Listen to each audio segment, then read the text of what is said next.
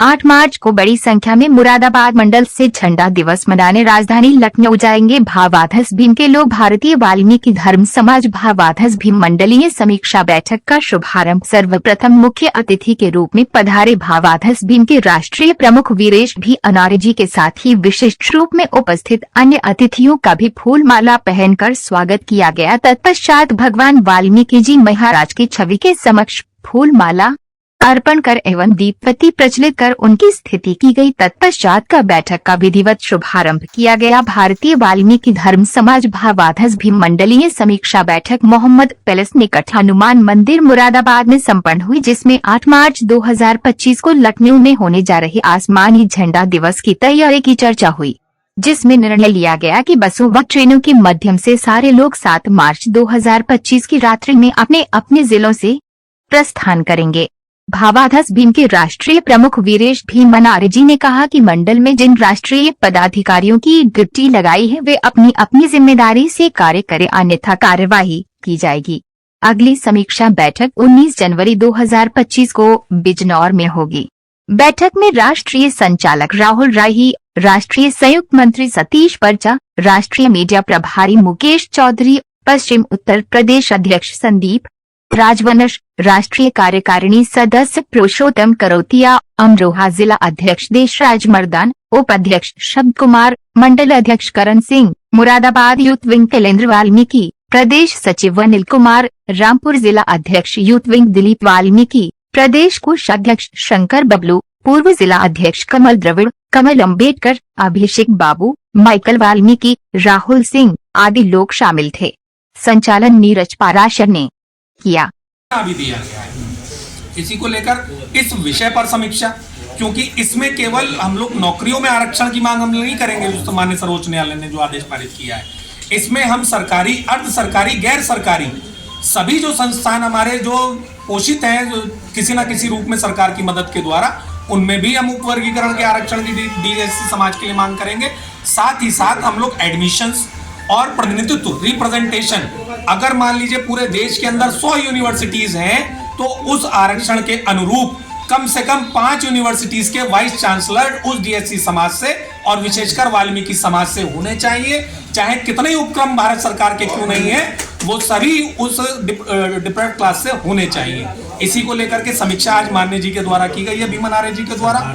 हाँ, सरकार से मांग उत्तर प्रदेश में तो आप कर ही रहे हैं, परंतु आप राष्ट्रीय स्तर का संगठन है अखिल भारतीय वाल्मीकि महापंचायत भी और भावाधस भीम भी, जिसको माननीय हमारे सर्वोच्च प्रमुख जो इसमें है भीम अनारे जी, उसको संचालित करते हैं देश भर के अंदर। तो भारत सरकार से हम इसकी मांग कर रहे हैं कि केंद्र सेवाओं से लेकर के प्रदेश भर के पूरे उत्तर प्रदेश को और सभी राज्यों में और यूनियन टेरिटरीज में भी इसको लागू करें। अभी हम लोग सरकार के और न्यायालय के समर्थन में इसकी बात को हम लोग कहने जा रहे हैं। आप मीडिया के माध्यम से भी हम ये बात वहां तक पहुंचाना चाहते हैं कि उत्तर प्रदेश के अंदर अब पूरा वाल्मीकि समाज सभी संगठनों के साथ जाग चुका है और ऐसे नेतृत्व के साथ में अब पूरा समाज एकजुट होकर के लखनऊ की धरती से दिल्ली की धरती तक आवाज उठाने का काम करेगा और जो हक अधिकार आजादी के बाद अभी तक हमको नहीं मिले उसको दिलाने का काम भाई आदरणीय भीम अनारे जी के नेतृत्व में पूरी कौम करेगी। और हम लोग अखिल भारतीय वाल्मीकि महापंचायत में मयंक कंसराज, मेरा पूरा संगठन इनका पुरजोर समर्थन करेगा। आज क्या कार्यक्रम है, किस उद्देश्य के साथ? मुझे भीम अनारे कहते हैं। मैं भारतीय वाल्मीकि धर्म समाज भावाधस भीम राष्ट्रीय प्रमुख हूँ।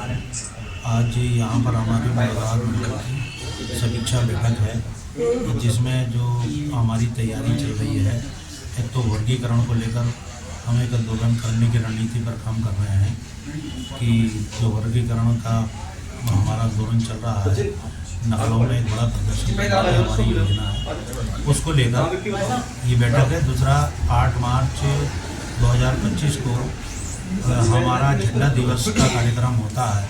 इस बार हम उसको बड़े स्तर पर लखनऊ में मनाने की तैयारी कर रहे हैं, इन 2 विषयों को लेकर।